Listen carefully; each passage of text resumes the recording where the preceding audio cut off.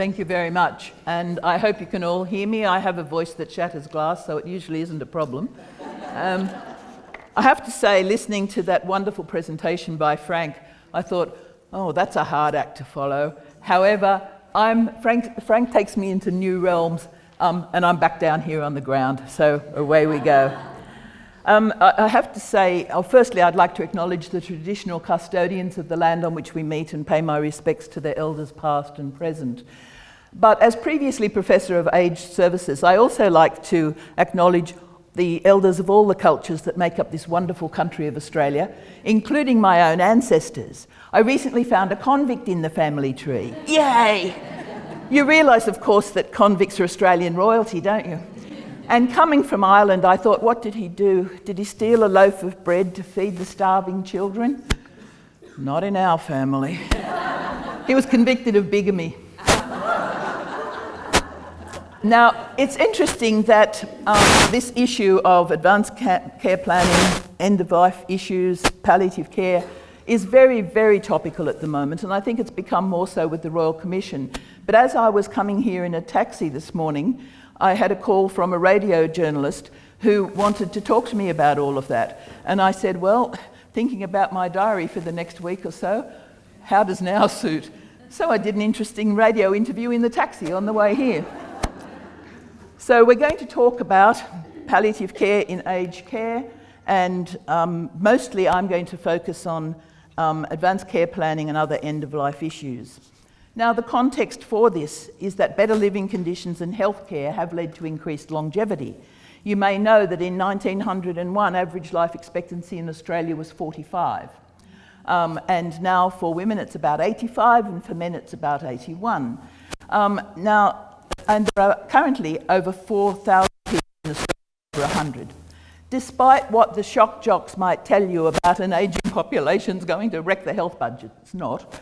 The very, very oldest, when they go into hospital, don't have the very expensive invasive procedures, and people are living healthier longer as well. But it is a success story, and we should celebrate it as exactly that.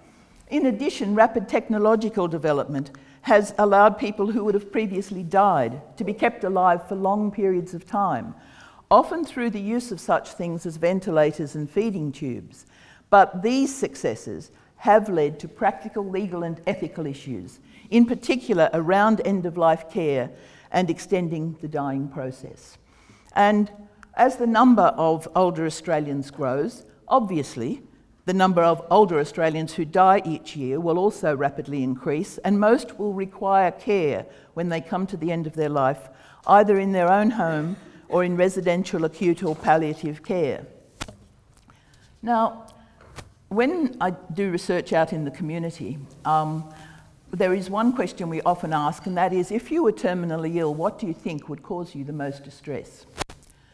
In every study we did, loss of mental faculties came in first.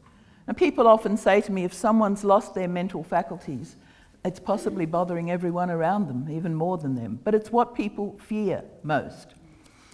Every study we did, loss of control came in second. In the first study, if you look down the list, you'll see that we had the second last item there. In the first study, we had extreme pain, and it came in at number 3.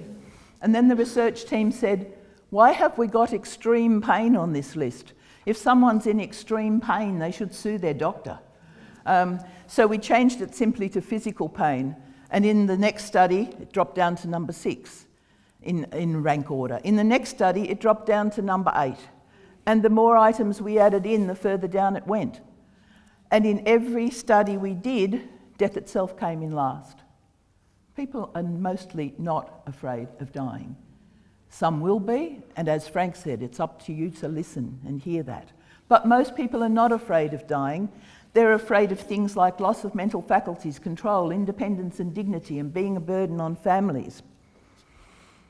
Actually, every time I look at this slide, it reminds me of Woody Allen.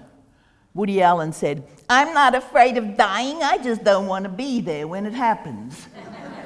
Well, I actually do want to be there, but I want it to be right. So advanced care planning can help to address some of these fears and concerns. Obviously not all, but think about what people fear. So if you're planning ahead for financial mechanisms, you'll be using a document called Enduring Power of Attorney for financial and property matters. But for health and personal care mechanisms, in New South Wales we have advanced care directives, we have Enduring Guardian, appointed by themselves or by the tribunal, and then there's a list of authorised decision makers if the person hasn't done their own planning. Now, the legislative basis for this in New South Wales is the Powers of Attorney Act for the financial matters and the Guardianship Act for appointing an enduring guardian. New South Wales and Tasmania are the only two states in Australia which don't have specific statute legislation for the advance directive. Now, when the working party on this was looking at the matter, Nick O'Neill, who was president of the Guardianship Tribunal at the time, said, we don't need statute legislation because they're already binding under the common law. Now, while he was correct, it left us with a bit of a problem. Firstly, we used to rely on UK common law because we hadn't had a common law case in Australia. And the case that I used to always refer to was Ray C., a man with a gangrenous leg. Doctors wanted to amputate. He said, I'd rather die with 2 legs than live with 1. They said, we'll wait till you lose capacity and we'll take it. And he said, no, you won't, and went to the High Court, who upheld his competently expressed wish pre-loss of capacity, which holds post-loss of capacity. But then Australia moved away from following UK common law, and we hadn't had a common law case. And I was hearing people say, oh, my doctor said they're not legally binding in Australia, or my solicitor said they're not legally binding. But somebody up there likes us, folks, because the first common law case in Australia happened in New South Wales. And this was a man who had severe renal failure. He went into hospital in Taree, went into renal failure and was put on dialysis, and shortly thereafter one of his friends arrived, and his friend had with him his own appointment as enduring guardian, but he also had a handwritten statement from this person saying that he was a Jehovah's Witness, and not only did he not want a blood transfusion, but he didn't want dialysis. Now, the Hunter Area Health Service did a very smart thing. They didn't oppose this. They simply contacted the Supreme Court and said, give us a declaration to say we may take him off, knowing he will die. And the court did that immediately, but the judge was reserving his judgment, and I'm going, please don't say it was because his enduring guardian said so. His enduring guardian could have said so. Now, the interesting thing about this case was, while his enduring guardian said he was with the man when he wrote the document, it wasn't signed. It wasn't signed by anybody, not even the person himself. So the first thing the judge had to do before he made the original decision was to have the handwriting forensically checked. And he took a stat dec from the enduring guardian as well. And when the judgment came out, it's a beautiful one. Anybody want a copy? Let me know. And it said, it went through all of the ways that a person with capacity can make their wishes known for loss of capacity. And it virtually came down to you can write it on the back of an envelope. And if there's evidence you've written it and no evidence you've changed your mind, it holds. Now, somebody told me yesterday that she tried to give someone in the RPA hospital in Sydney a copy of her mother's advance directive, and she was told, no, we don't accept those, they're not our forms. We don't accept those is not an option. So if anybody does, jump, like, you know, just imagine I'm sitting right behind you going, go on, go on. Jump up and down and tell them, that is not an option. They are legally binding. So, what is advanced care planning? Well, it's not a signature on a piece of paper.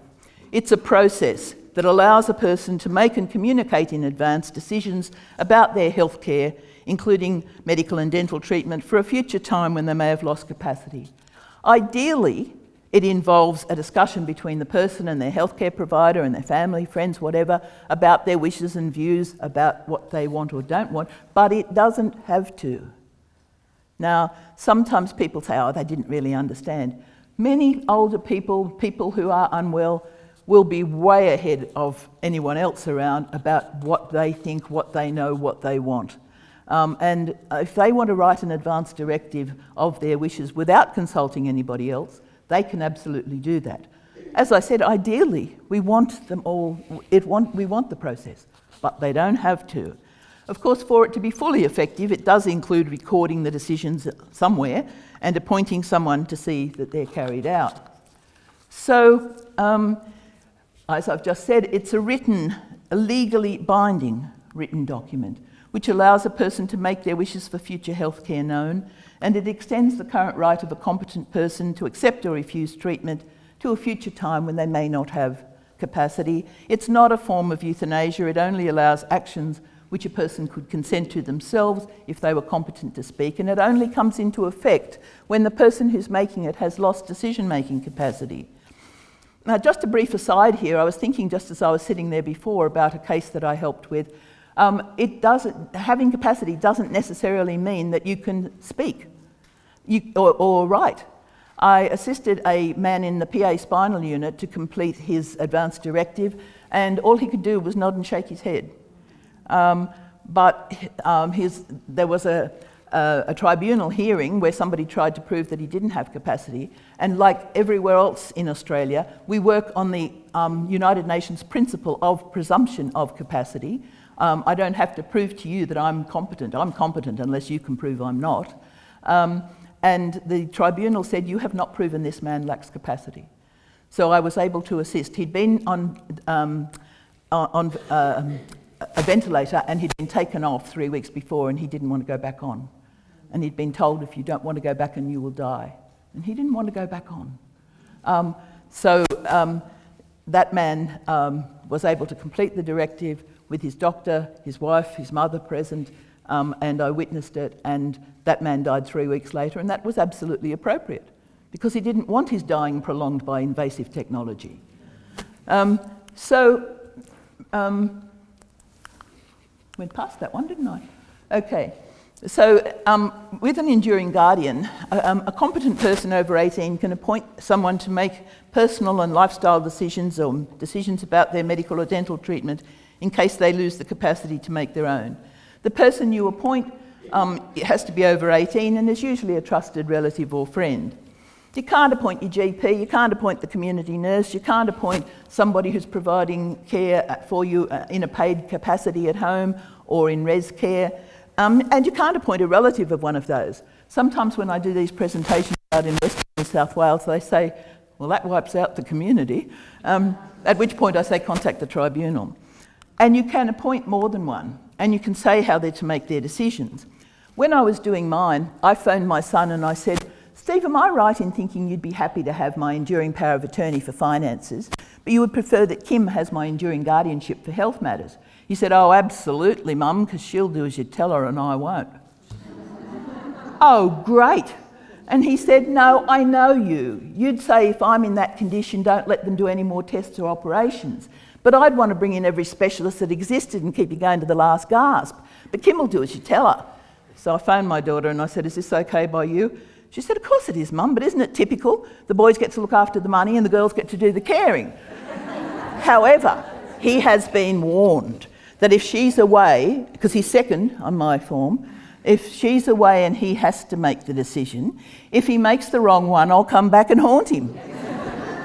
Imagine being haunted by me. That'd be a bit challenging, wouldn't it? Okay. Whoever you appoint has to agree to the appointment and should understand your wishes and be prepared to carry them out. They also need to be tough enough to fight for your wishes to be respected. I'm going to talk a little bit about that as we go. And the appointment has to be in writing in the approved form, and there are a range of people who can witness it. The person who is appointed has the right to the same information that the patient would have if the patient had capacity. You know, sometimes people, okay, I'm someone's enduring guardian. Oh, right, you know, dismissed. There was one case in Sydney where it's still proceeding on its way, but absolutely the wrong person who had absolutely no authority was allowed to make decisions for this patient, and there are consequences for that. And again, it only comes into effect if the person has lost capacity. So what happens if there is no advance directive or enduring guardian? First thing I'll point out, it's in there somewhere in the slide, is that next of kin is totally irrelevant. Next of kin has no legal authority whatsoever. If the person has not appointed their own enduring guardian, if they have not written an advance directive, or they have and it doesn't meet the current situation, then in the legislation there is a an entity called person responsible, and it doesn't just mean anyone who's happy to take responsibility. There is a specified order of authority, which is the first readily available of a spouse, including de facto or same-sex partner, provided the relationship is close and continuing. If someone doesn't have a spouse or partner, it moves to non-professional carer. And the non-professional carer is often a younger daughter or daughter-in-law. And you'll get these big strapping lads come in and say, oh, mum's next to kin, so I get to make her decisions. Sorry, Sonny Jim, it's your sister that's been doing all the work and she gets to make the decision because she's probably much more likely to know what your mother would want than you are. And there was one case in the New South Wales Supreme Court, in the tribunal actually, where a woman had 3 children whom she hardly ever saw. She had a next door neighbour who used to come in every morning and help her out of bed and put her washing on and take her to the doctor. When that woman lost capacity and the children started making decisions that the neighbour knew she wouldn't want, the neighbour applied to the tribunal and she was deemed to be carer under the meaning of the Act, because the legislation is based on the principle of patient autonomy. So what's patient autonomy mean? Who is the person who's most likely to know what this person would want? It's not a staff member in the facility either. Now, there are significant risks to patients and health professionals if the incorrect person consents to or refuses treatment. If the wrong person, firstly, it can risk the patient receiving care they don't want, or receiving treatment, they should always be getting care, but receiving treatment they don't want, or not receiving treatment that they would accept a trial of, because the wrong person has made the decision. Doctors and nurses are at far greater risk. They can be charged with assault if they provide treatment to someone on the say-so of the incorrect person. They can be charged with unlawful death if a person dies because someone has said, switch off the machine. Now, I sometimes have healthcare providers say to me, oh, there's never been a test case. Not yet. Wait for it. Do you want to be the first test case? I don't think so. Now, let's think about place of death. The 2018 Productivity Commission report noted that around 70% of Australians say they want to die at home, but only about 10% do so. Most people die in hospital or in residential care. Now, it's a good thing that at least 4 out of 5 residents of aged care facilities die in them because that is their home, but the lack of palliative care expertise and qualified staff to administer pain relief, my research shows that residents often make traumatic and costly trips to hospital to receive medical care that could have been provided in surroundings that are familiar to them, or that they die with significant pain. And that causes distress not only to them, but to the people who care for them. Access to good palliative care can allow more people to have a good, pain-free death at home, wherever home might be. Now, let's think about advanced care planning and palliative care in residential and community care. Residents and clients often come to trust palliative care staff and confide their fears about the end stage of life. And palliative care nurses, or even possibly personal carers, can reduce those fears by assisting people to undertake advanced care planning, or at the very least, alerting them to the fact that it's available, and there could be a social worker or someone else who might take on that role. Now, if a resident or client has written an advance directive, a copy should be in their file, and all care staff need to know what to do in an emergency, in line with the person's wishes. And if a client has an advance directive and it meets the current situation, I just want to keep stressing it is legally binding. No one can overturn it, not the doctor, not the enduring guardian, not another family member. And as I mentioned before, well, too bad if the facility has its own form. If someone has one when they come into your facility, then that's their advance directive. And everyone involved in the resident's care needs to know who has the legal authority to make healthcare decisions about the client if the client lacks capacity. Now also, Somebody said to me, oh yes, the woman's son made her advance directive. Well, it's not an advance directive. The only person who can make an advance directive is a competent person themselves. And by the way, how many of you have an advance directive? Oh dear, Frank Brennan. Shit. So the rest of you all just going to leave it up to chance, are you? They're not just for old people, they're not just for sick people. Anyone could be injured in a car accident, or in the surf, or in a sporting accident. Anyway, I do get a bit hot under the collar sometimes. Now, and I'll tell you, both my kids have theirs. Talk to me, talk to me.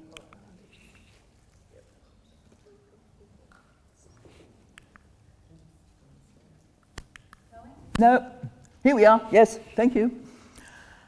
And also from my research and others, clients often fear over-treatment. Many people have witnessed poor deaths of loved ones and they fear that for themselves. I've had cases reported of loved ones left hooked up to machines until the very end. We couldn't even get close enough to give him a hug and say goodbye. Another woman said, Mum always said she wouldn't want to be resuscitated if her heart stopped. But they wouldn't listen. They wouldn't listen. It's not an option, folks. And I have heard many stories of patients and residents being left in agony because they're not given sufficient pain medication. I'll tell you two little stories here. The first was a colleague of mine whose father was admitted to a New South Wales Sydney hospital on a Friday afternoon. He had severe dementia, advanced dementia rather, and he'd fractured his neck of femur. He was in a lot of pain. The orthopaedic surgeon said he was too frail for surgery. His daughter asked for a palliative care consultation and was told, oh, there's nobody there until Monday. Now, that's rubbish. Somebody would have been available by phone, and in fact, Palliative Care Australia has said to me there would have been somebody available by phone. So here he is, he's not getting adequate pain relief, but the nurses still came to roll him every 3 hours, didn't they? On the first occasion, his screams sent his daughter out of the hospital. She fled. Then she got her wits together and went back. The second time, she again walked out of the room. But as they approached for the third time, he looked at his daughter with terror in his eyes and he said, not roll, not roll. His daughter sat on the edge of his bed with her arms crossed and said to the nurses, to get to him, you're going to have to get past me, and I promise you won't. And they didn't. But we can't let him develop a bed sore, can we? Because that's one of our KPIs. But we can let him die in agony? No, you can't. And that's why you've got to appoint an enduring guardian, and you've got to make sure they are tough enough.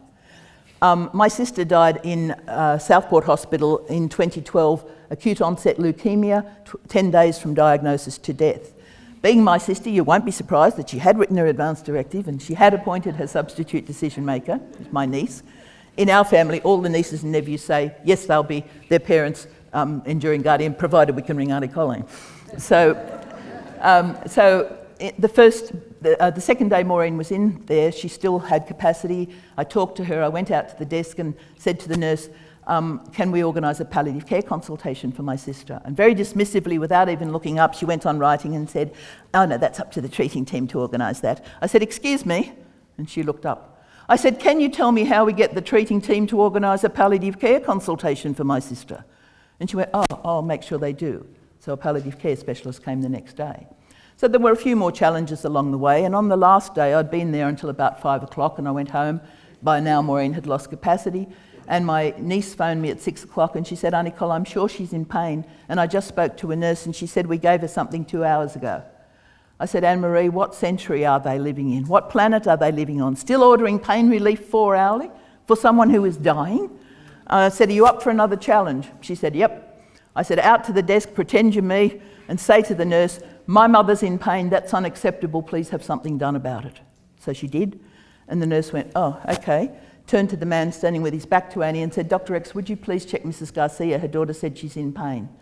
Yep, in he went, checked her file, up to morphine, up to midazolam, and said to the nurses, she gets breakthrough medication every 5 minutes if she needs it. So my sister died without pain, if she needs it. Nothing whatsoever to do with euthanasia, okay? And many of the problems I've just explained to you stem from confusion about what is and what is not euthanasia. So some commonly held beliefs are that euthanasia includes giving increasing amounts of needed pain relief, which may also have the effect of shortening the person's life, or respecting a patient's right to refuse further treatment, or withholding or withdrawing life support systems that have ceased to be effective or that will provide no real benefit to the patient. None of these is euthanasia, and all of these are currently legal in Australia. So let's look at some of those things that are not euthanasia. Giving pain relief, which may also shorten the patient's life, is often referred to as the doctrine of double effect, where your primary intention is to ease pain. A foreseen but unintended secondary consequence may be, but usually isn't, hastening death by a few hours or days. Now, Frank would probably know, a lot of my palliative care friends say to me, Colleen, you don't even have to use the term the doctrine of double effect, because if we give the right combination of drugs in the right doses at the right time intervals, we can keep our patients comfortable without hastening death. And I say to them, that's really wonderful for all those patients who are fortunate enough to be cared for by well-trained palliative care staff. But there's lots of people dying out there who have no access to palliative care. So as long as I know that one person is dying in pain, I'm going to talk about the doctrine of double effect. And one reason is because it's accepted by most medical and religious groups, including those who strongly oppose euthanasia. For example, the Catholic Church accepts the doctrine of double effect because the first person to use the term was St. Thomas Aquinas. And Aquinas said, if you must achieve a good end, in this case relief of pain, and the only way you can achieve that good end is to also run the risk of a foreseen but unintended secondary consequence, i.e. hastening death by a few hours or days, you must still achieve the good end. And you know the irony? Not giving adequate pain relief when it's needed can shorten life. Patients can suffer complications such as life-threatening cramps or severe respiratory problems. So you get these numbskulls who say, we can't give them any more pain relief because we might hasten their death, so we'll leave them in agony and hasten their death. Duh, not much going on in the top story. It's also a human rights abuse to leave someone like that in pain. Now, respecting a patient's right to refuse treatment is a legal and moral right possessed by every competent person. Under the common law in every state and territory of Australia, and in those states and territories that have a criminal code, under the statute law relating to assault. It's also the right of someone who isn't competent now, but who wrote an advance directive saying what they did or didn't want, or appointed someone to make that decision for them. And withholding or withdrawing futile life support systems used to be called passive euthanasia. Please don't use that form. It is that term. It is absolutely no form of euthanasia whatsoever. And it can lead to the inappropriate continued use of invasive technology.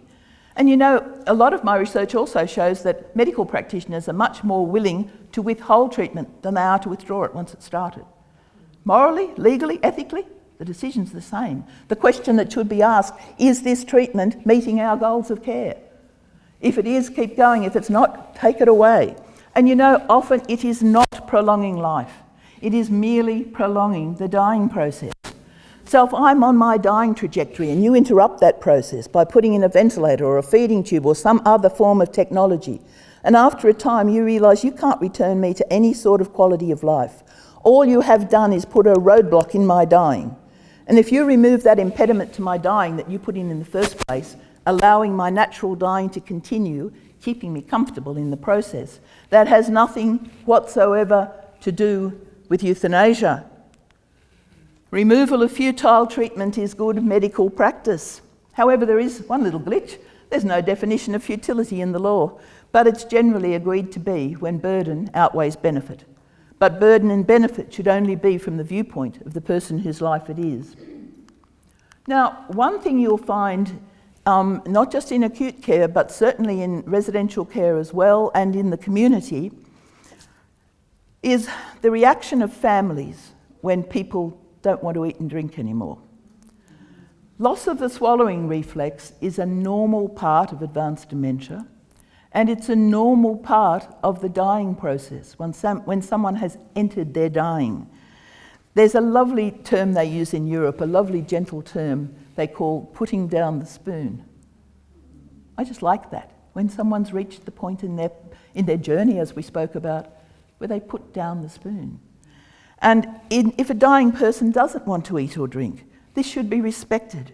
Even someone with advanced dementia might turn their head away or push away the food or the cup, and this can be accepted as refusal.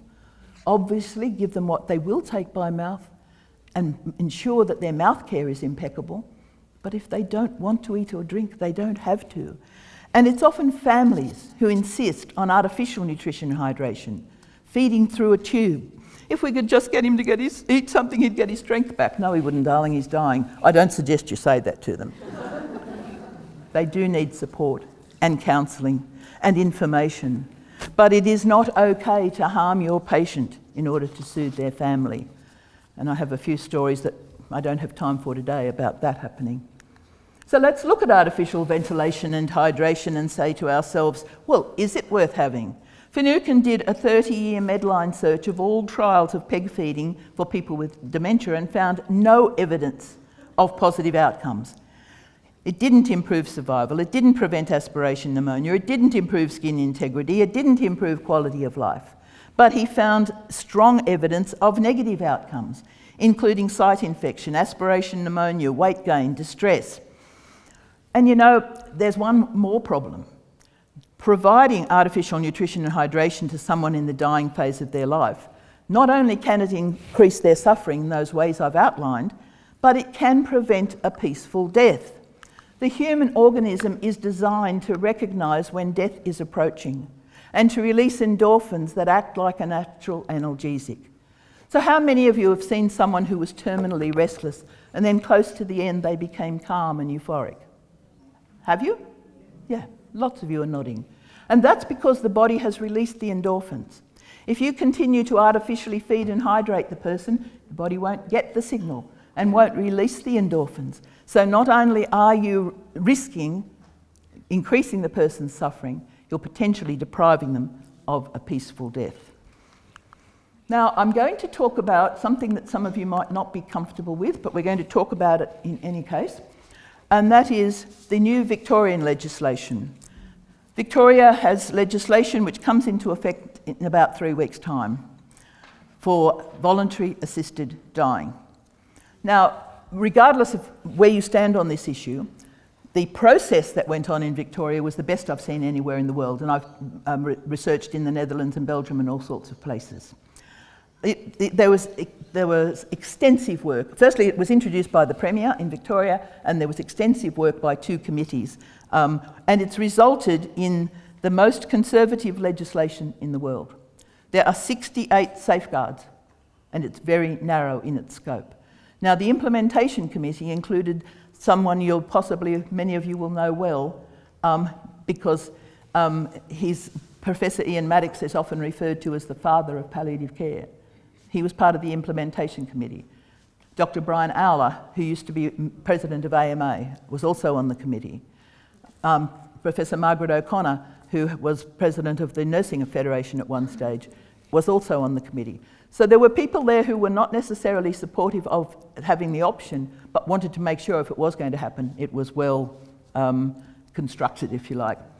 Now, assistance is primarily intended to be prescribing medication for the person to take themselves, unless they lack the physical capacity to do so, in which the doctor can administer the medication. And other states are likely to follow. New South Wales has a bill about ready to go back to Parliament now. In 2017, New South Wales bill went down by 1 vote in the upper house in Parliament. South Australia went down in 2017 by 1 vote. Western Australia has just moved through their Commission of Inquiry and they're developing their legislation now. Queensland has a Commission of Inquiry that's just happening right now. All eyes are going to be on Victoria, of course, to watch how things go there. But so the reason I've put it in is, what do you do if voluntary assisted dying becomes legal in New South Wales? What will you do if a resident or client or patient tells you that they want it? Now, if you're comfortable to do so, ask them why they want to. Perhaps their pain or other symptoms are not being well controlled, or there may be other reasons they're asking other than that they really do want to end their life. You could ask them if you're not able to counsel them, and please don't if you're not trained. Ask them if they'd like you to help them find someone they can talk to about it. Their GP or social worker or one of the chaplains. But prepare yourself. Think about it. Talk to each other about it. Discuss it. Don't be afraid of the topic. Know your own beliefs, but don't put those on your client. Now, voluntary assisted dying may sometimes be requested because the person feels that their quality of life is so poor that death would be a preferable option. And quality of life means different things to different people. For some, it might be a walk on the beach. For others, it might be spending time with loved ones or being out in the garden. Frank gave us some beautiful examples of some of that. But loss of control is a major issue in relation to poor quality of life and a much bigger prediction of requests for voluntary assisted dying than pain. In my part of my PhD, I interviewed 43 primary carers and the matching community nurse of people who'd died in the previous 12 months. 6 of those people had requested assistance to end their lives. None of them had cancer. Most of them didn't have any pain, or very little. 5 of them were oxygen dependent, and several of them said, can't do nothing, a man can't do nothing. Loss of control. But part of quality of life also, and I was so pleased to hear you say this, Frank, is dignity. At the end of life, and dignity starts from how a person is addressed. You have a name. Care staff should use the person's title unless or until they invite you to use their first name. Some of the very oldest people came from a generation. My mother used to address all our neighbours, Mrs. Shaw, Mrs. Smith, whatever. They never went on to first name terms. They'd lived side by side for 20 years or more. And support your residents and if you're doing home care, support the people in their homes to do what they can do rather than doing for them. Now, I know sometimes you're on tight time frames and you don't always have the time to do that, but they need to feel they still can do things, that it's not all taken away. And listen to what their priorities are. One woman told me that when the personal carers came in, they changed all the furniture around because they didn't think it was kind of, that she'd trip over it or they'd trip over it or whatever. But the rocking chair had been where her husband always sat. And she didn't want it moved, but it was. So it might be your workplace, but it's their home. So now, here's one of the ones I jump up and down about and yell and scream about, so be prepared.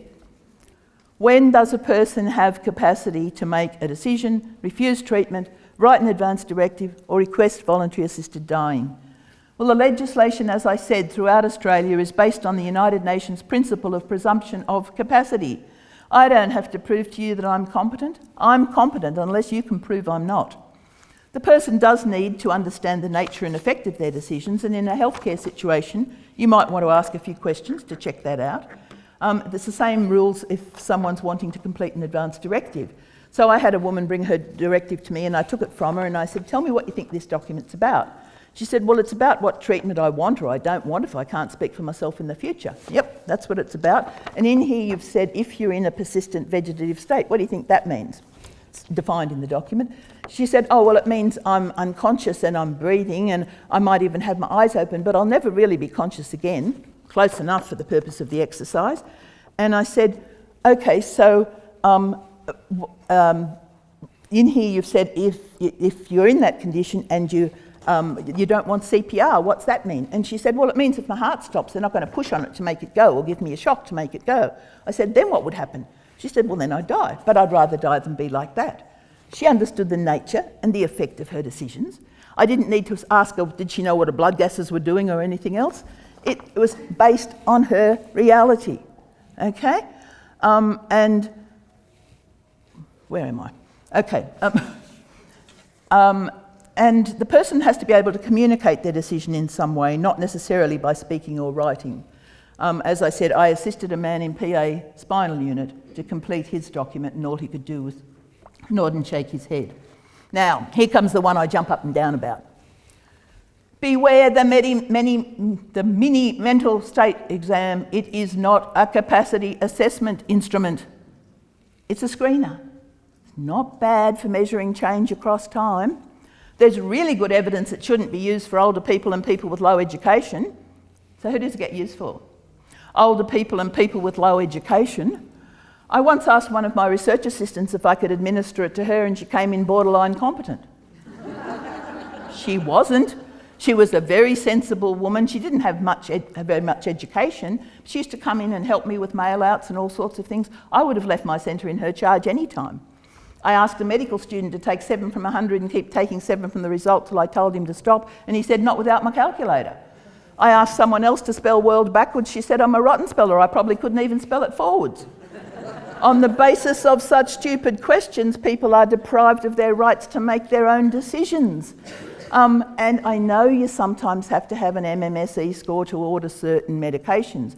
I've been railing against this for 25 years. You can all take up the baton now. It is not a capacity assessment instrument, and it's unethical to deprive a person of their rights to make their own decisions based on a faulty tool. An older person or a person with mild to moderate dementia might, in fact, take longer, and people who are rushed might find the MMSE easier. Okay. So let's look at what incapacity is not. It's not ignorance. If you haven't been given adequate information, it says nothing about your capacity. It's not eccentricity, cultural diversity, or having different ethical views. It's not communication failure. We have seen some woeful communication in end-of-life care, haven't we? Absolutely, lots of it. Having a diagnosis of dementia is no evidence of incapacity. If you've got early dementia, you've probably still got capacity. If you've got moderate dementia, you might have capacity after a good night's sleep. If you've got advanced dementia, you probably haven't. Hands up, anyone in this room who has never made a bad decision. Yeah, me too. I've made some doozies in my day. I don't think I lacked capacity at the time, but I wouldn't put money on it. Making what someone else thinks is a bad decision is no evidence of incapacity. You can make your decisions for good reasons, bad reasons, or no reasons, and you do not have to tell anyone else what those reasons are if you don't want to. If you've written your directive or you've told your enduring guardian what you do or don't want, you don't have to explain. And disagreeing with your healthcare provider is no evidence of incapacity either, and sometimes it might be the opposite. Now, just on that one, remember I told you that most people are not afraid of dying. But some people have a really clear idea of how it's going to be after they die. For example, a famous physician died and he went up to heaven, and when he got to the pearly gates, he smiled benignly at St. Peter and he went to walk straight through, and St. Peter said, "Excuse me, go to the back of the line, please." "Oh, my good man, you obviously don't know who I am." St. Peter said, "It doesn't matter who you are. Up here, everyone's equal. Go to the back of the line, please." Well, he was not impressed. He didn't think heaven was going to be like this. And then about half an hour later, a famous surgeon died, and the same thing happened. Fronts up to St. Peter and goes to walk straight through. St. Peter said, "Excuse me, go to the back of the line, please." But I invented the surgical procedure. "It doesn't matter. Up here, everyone's equal. Go to the back of the line, please." So the pair of them are back there, and they are not happy campers, especially when a few minutes later they see this guy in a white coat, stethoscope round his neck, front up to St. Peter, smile, wave, and go straight through. So this is too much. So the pair of them go charging up to St. Peter and they say, "Excuse us, you made us wait in line and you let him go straight through." St. Peter said, "Oh, don't mind him. That's God. He just thinks he's a doctor." I did apologise to Frank in advance. Present company always accepted. Okay, so let's look now at clients who are receiving palliative care at home. And some of this applies to res care as well. What do personal care staff need to be aware of? Most people who are receiving palliative care will be past the disbelief and grief stage, and they might want to talk about death and dying and what to expect. So firstly, don't close them down. Be open to hearing their concerns. Frank talked a bit about hearing, listening. Hear their concerns. But unless the staff have the training to do it, it's better to let the palliative or pastoral care staff know what the person has said, unless they ask you not to. There are lots of different belief systems around death and dying, so make sure you treat your residents' or clients' beliefs with respect. A palliative care friend said to me, "Tell them not to be sad." Most palliative care residents and clients quickly bond with their care staff, and laughing and sharing life and stories where appropriate can add to dignity and joy.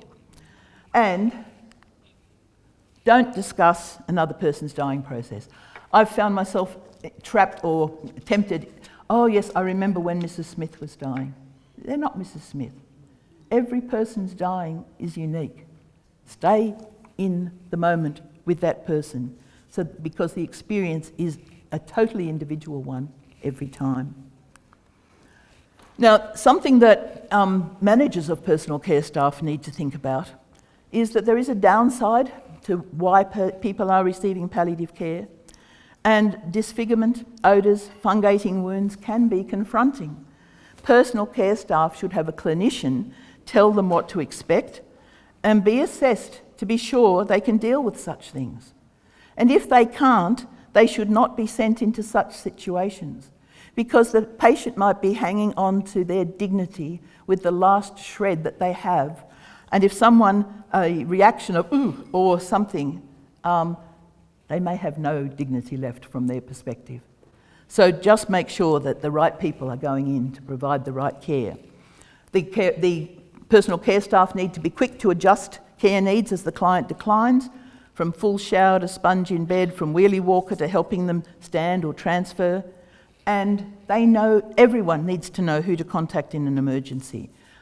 If there is an appointed enduring guardian, or even if the person, there is someone that they would prefer to be first point of call, you need to establish that with them. Do you have any questions for me? I've talked them out. Yes? Regarding advanced care directive, Mm-hmm. so if we have a resident comes in with advanced care directive that was done years ago, There's no what's called a sunset clause on advanced directives. It doesn't matter how long ago they were done, as long as they're clear and they meet the current situation. If a family member or someone else says to you, "Oh, but they changed their mind since then," the longer ago that it was done, the more likely that would be taken into account if it had to go to the tribunal or to the court. But unless you have a reason for not respecting it, other than the fact that it was done many years ago, it's still valid. so if they're not able to make decisions with dementia, but if medically wise the condition change, so like 3 years ago they wanted full CPR, everything, active treatment, but now the medically wise the condition decline. Okay, you'll find that very, very rare. In advanced directives, normally, people are saying what they don't want. Many people have seen very poor deaths. They know what they don't want for themselves. However, if they have said, "I do want," and it is not medically indicated, no doctor is obliged to provide futile care. If you're in doubt, you could contact the guardianship tribunal and ask for a ruling. But if they have said they don't want things and their family are insisting, you must follow their directive, not what their family are saying. You might get some very angry family members, and they might be dealing with their own guilt and their own grief and so forth. But you can't, as I said, harm your patient to please their family. I'll tell you a story that might make you shudder a little bit, but a young registrar told me that he was caring for this very frail 87-year-old woman, and she arrested, she had a heart attack. Her family screamed at him to give her CPR. He knew he shouldn't, but he did. He could feel her bones crunching under his hands, and he had nightmares about it for months afterwards. If it's not appropriate, if it's futile, 5% of people who even make it through CPR if they're in that sort of condition. We're not talking about a fit, healthy person. This was a frail 87-year-old. So where possible, if you have evidence of the patient's wishes, of your client's wishes, they should come first. Just one more thing. So without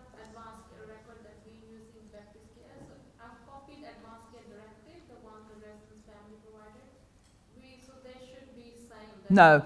If the person has an advance care directive when they come to you, it is a legally binding document. Your advance care record is not necessarily, but it would have weight if there wasn't a proper advance directive.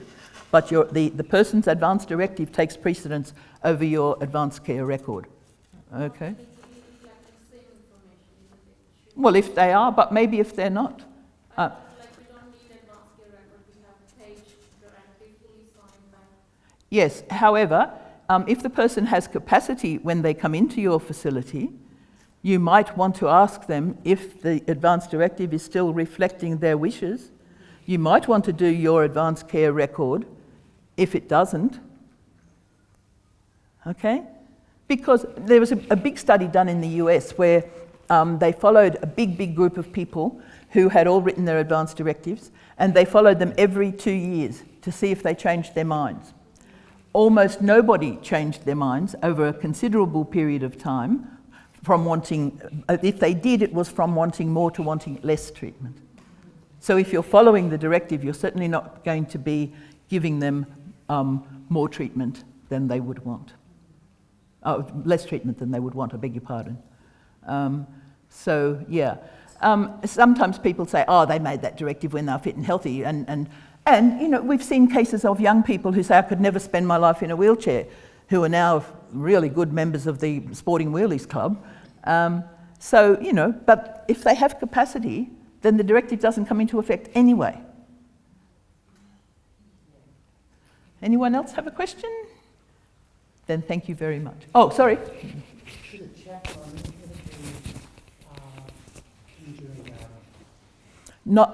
Usually not.